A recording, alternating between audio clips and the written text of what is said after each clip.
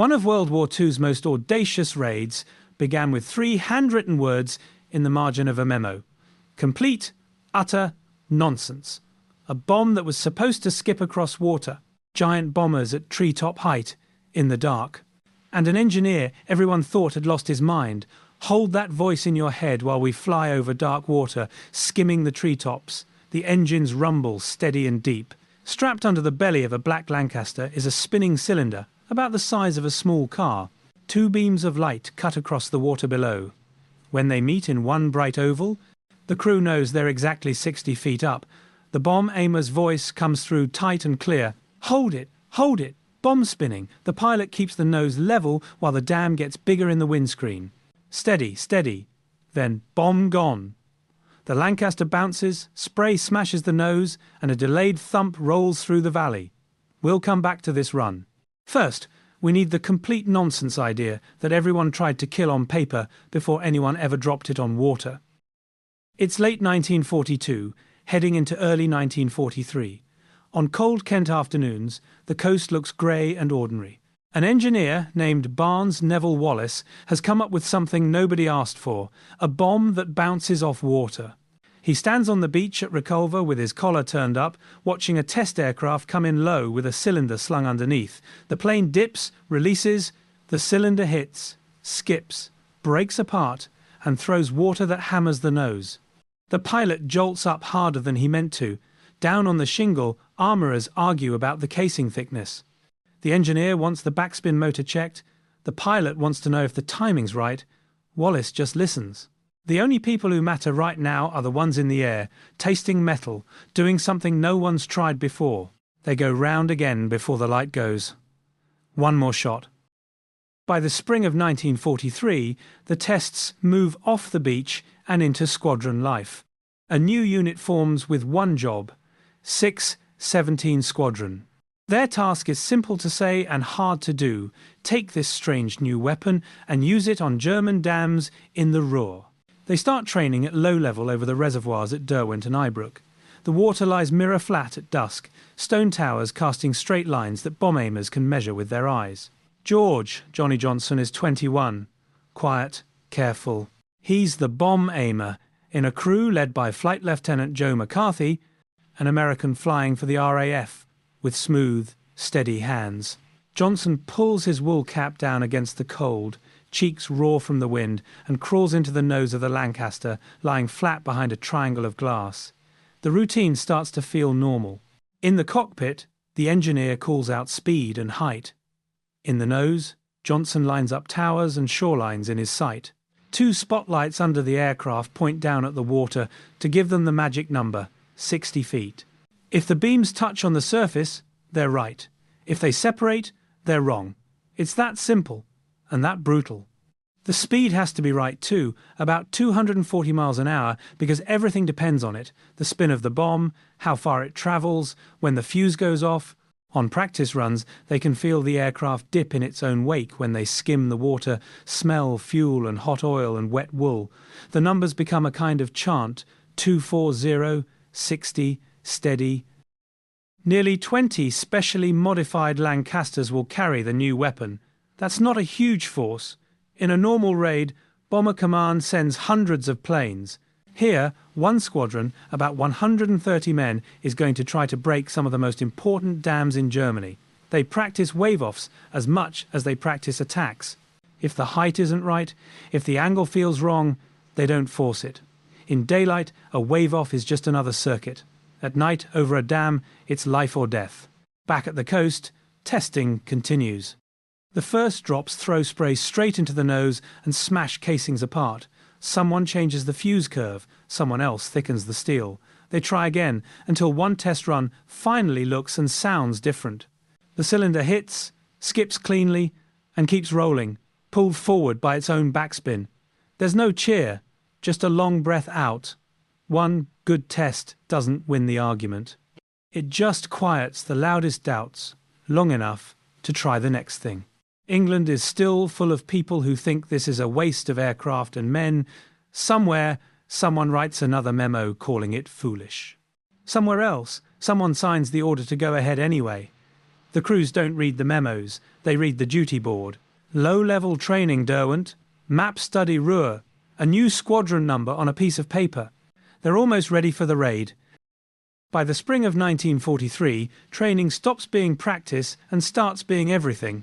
If a crew can make the bombing run feel routine, if they can do it half asleep, maybe they can pull it off at midnight over a dam with bullets flying at them. George Johnson remembers that nose compartment so clearly he can close his eyes and feel it. When he slides in, his whole world shrinks to a triangle of glass and a handful of numbers. Behind him, Joe McCarthy has the controls. He doesn't fight the Lancaster. He flies it like he's rowing. Constant pressure, constant rhythm. The reservoir at Derwentwater looks like a postcard, pretty sure. But at 60 feet, it's dangerous. When the sun goes down, the water turns black and those stone towers turn into hard, straight edges. The crews practice at 60 feet using 2 spotlights under the aircraft. At exactly the right height, the beams touch on the water. Any higher or lower and they split apart. The engineer keeps his voice flat and calm as he calls out the measurements. 240, 60. It sounds like a metronome. The pilot nudges the trim a fraction. The navigator watches for a marker on the far shore. Johnson lines up the towers in his sight and asks himself one quiet question: can he trust his own hands? The honest answer is usually not yet. That's why they keep training. There's a day at Ibrook Reservoir that becomes a story. The wind tears the water up, killing the mirror they rely on. First pass, nothing works. Second pass, they slow to 230. Johnson calls for a wave-off instead of pushing it. On the third attempt, everything settles. Lights touching, 240, steady. There's nothing to drop that day, nothing that counts in any official record. But that feeling sticks in Johnson's mind. It's the moment he'll lean on later when everything is real. Here's how the bomb works, in simple terms. Think about skipping a stone. You spin it as you throw it. The spin keeps it stable and the water cushions it for a split second. Get the angle right and it bounces. The upkeep mine does the same thing. Just before release, a motor spins the cylinder backwards.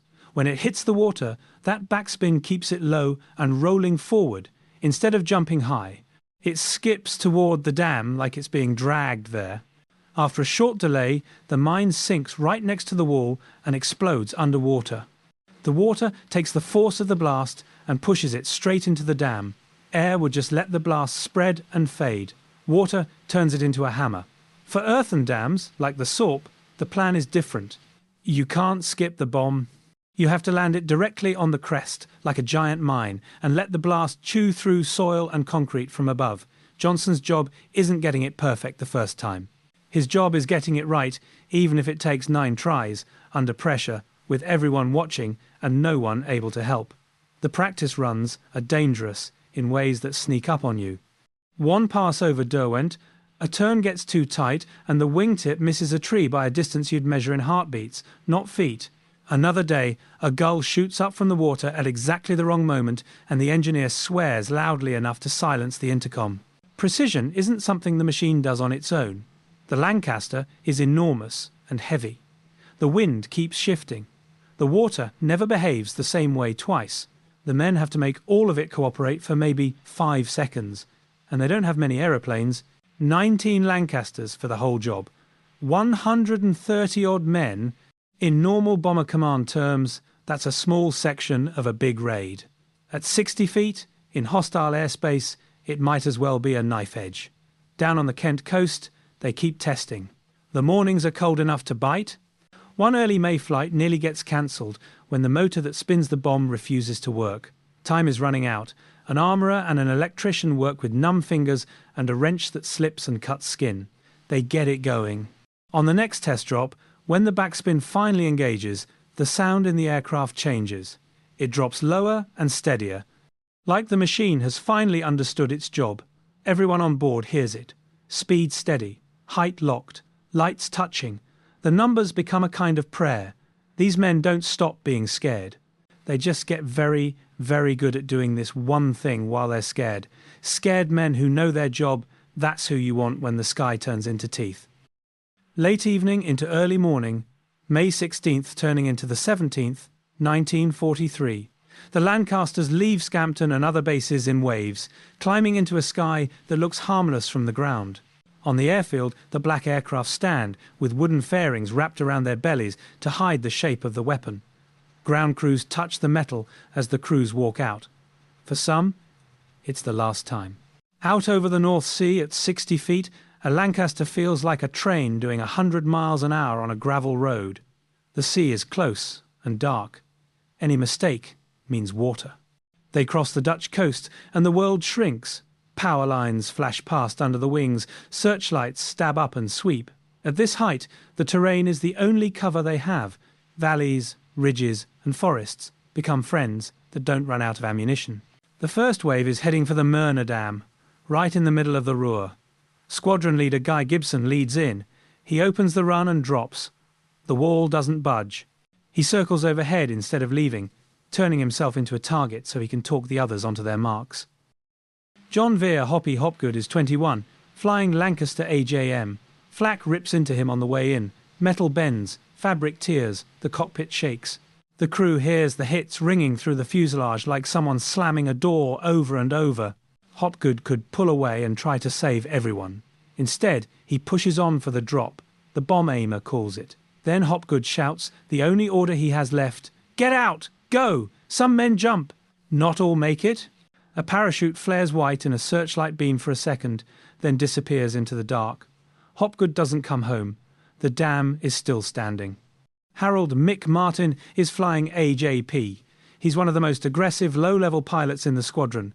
He powers through the flak, holds steady at 60 feet, and releases. The mine goes off, but to the side.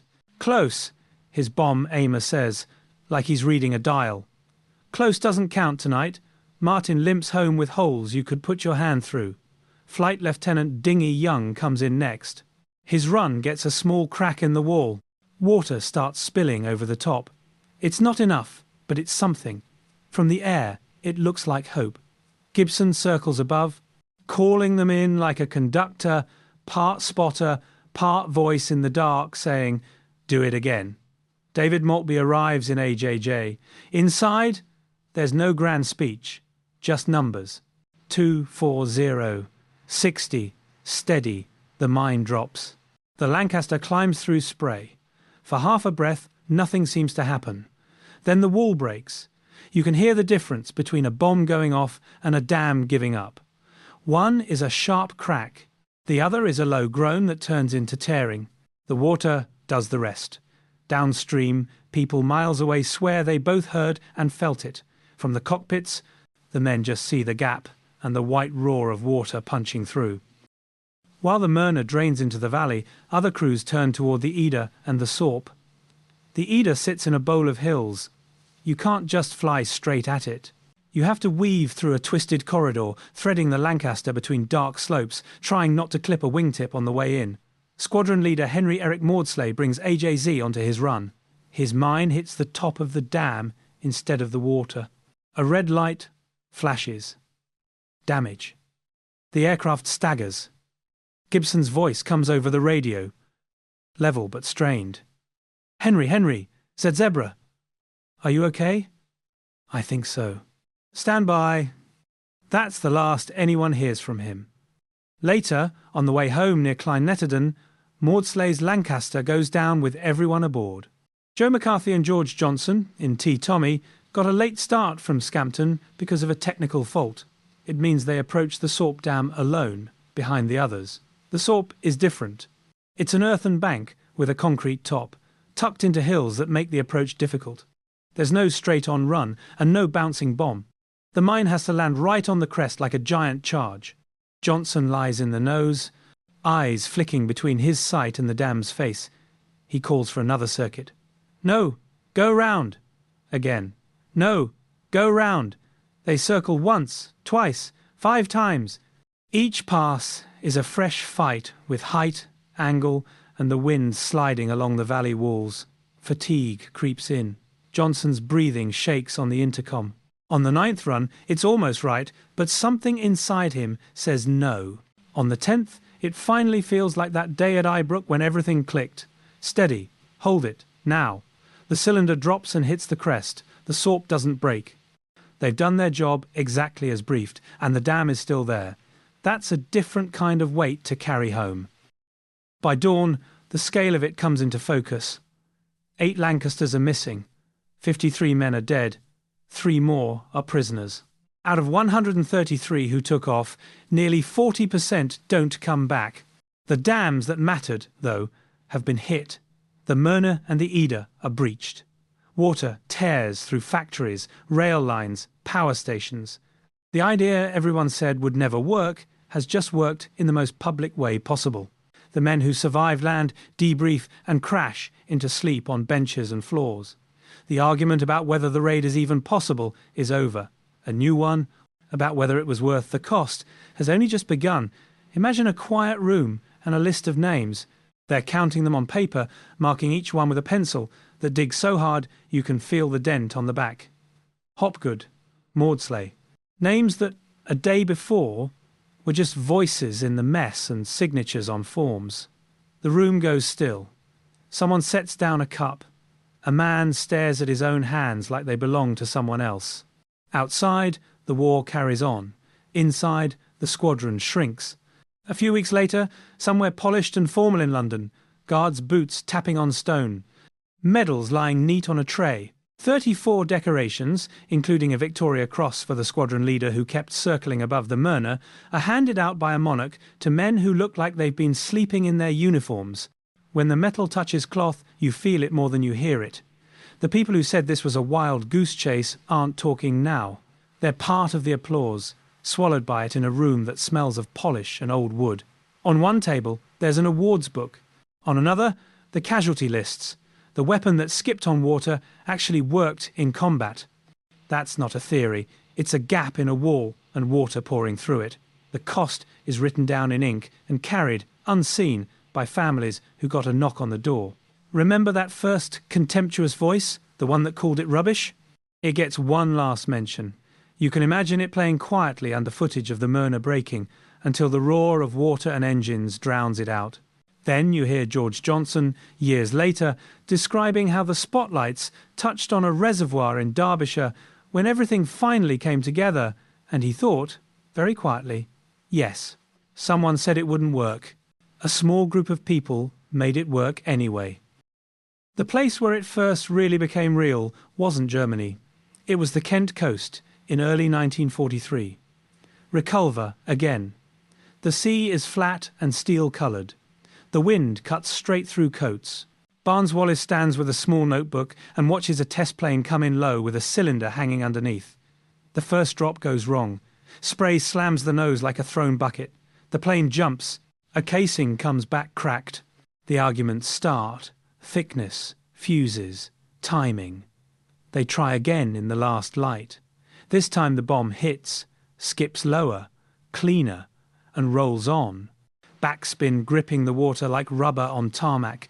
It slides toward an invisible point where a wall would be. The people on the shingle just nod. No cheering. Just confirmation that the idea lives long enough to go to the next stage. Later, when the dams are broken, that moment on the shingle becomes part of the story. Being right doesn't feel like victory. It feels like having to live with the consequences. Derwent in Derbyshire and Ibrook near Uppingham aren't the Ruhr, but they teach the crews how to move in the way the Ruhr will demand. The towers at Derwent give them straight edges to line up. 2 spotlights under a Lancaster turn height, a number on a dial, into something you can see with your own eyes. At exactly 60 feet, the beams meet on the water in one clean circle. The engineer's call, 24060, becomes as familiar as a favourite song. Ibrook gives them wind, bad light, and the temptation to settle for good enough. Johnson's refusal to drop on those first 2 messy passes is the same refusal you hear later at Sorpe when he keeps saying, no, go round, even though everyone is exhausted. That kind of discipline doesn't make headlines. It saves lives. The Lancasters are big machines. They take half a minute just to turn. 60 feet at roughly 240 miles an hour, that's the rule. There's no spare height in those turns. Wires, trees, and the water itself are waiting if you get it wrong by a few feet or a few seconds. 19 aircraft. 133 men. Height you can count on your fingers. Speed that doesn't forgive mistakes. On the other side of the North Sea, the Ruhr waits with searchlights and guns and crews who know what they're doing. When a searchlight catches you, it doesn't gently find you, it locks on and follows. The beams hold you while guns on the ground fire from several angles at once. At 60 feet, your best shield isn't armour. It's the shape of the land, the valley that hides you, the ridge that blocks a gun's line of sight. Night teaches another lesson. Everything that matters is smaller than it looked during the day. The Möhne is long and dark. Its towers look like teeth. The first 3 attacks don't finish it. Hopgood keeps going straight when he could turn away, because maybe staying steady gives the people behind him a better chance. When he tells his men to jump, not all of them can. Parachutes open in sharp white flashes and disappear again. Some men are pulled from the water later, some aren't found. There's no neat phrase that makes that easier for anyone who waited at home. Go to Derwent on a clear evening now, and the water acts like none of this ever happened. A breeze ripples the surface. People walk dogs along the dam top. If you didn't know the story, it would just look peaceful. Sometimes, during a memorial, they set up spotlights and point them down until 2 white circles touch at 60 feet on the water. You can stand there and picture a black aircraft at dusk, crew inside listening for steady, hold it, bomb spinning. That early contempt doesn't get the last word. Let it sit in your head as silent text over black. Then drown it out with the sound of water breaking a wall and the faint clink of a medal when someone shifts their weight. Then remember a quieter sound, an old bomb aimer describing a triangle of glass, 2 beams of light touching, and a single number, 60. David Maltby, the man whose bomb finally broke the Möhne, dies on a later operation the same year. There's no tidy arc.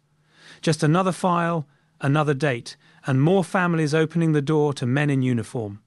Harold Mick Martin goes on flying for years. He's the kind of pilot who can make an impossible manoeuvre look routine. On that May night, he got a Lancaster into a place it had no business being and brought it back out damaged but alive. Joe McCarthy ends up at Farnborough, testing aircraft that look like the ones that used to shoot at him. That work needs the same calm, methodical approach. Sorpe demanded, follow the procedure, don't show off, don't flinch. People think heroism is always fast and loud. Usually, it's a list of actions in order, carried out properly, with just enough judgment to keep people alive. George Johnny Johnson lives long enough to become the last surviving original Dambuster. When he talks about Derwent, his words stay plain. He describes the lights touching at 60 feet, the call of 240, his hands on the sight, the sound of the bomb motor spinning right. He remembers the 9th approach at Sorpe just as clearly as the 10th. He doesn't call himself brave. Barnes Wallis stands again on the shingle at Reculver in people's memories, small against a huge sea, watching something he once sketched on paper turn real and terrible. After the raid, he hears the casualty figures and the names and understands the price. The story isn't his alone. It moves through him, through the crews, through the families, through everyone who ever looked at a calm reservoir and thought of black aircraft and 2 beams of light touching on dark water. Being right in a war like that means you get to live with more than equations.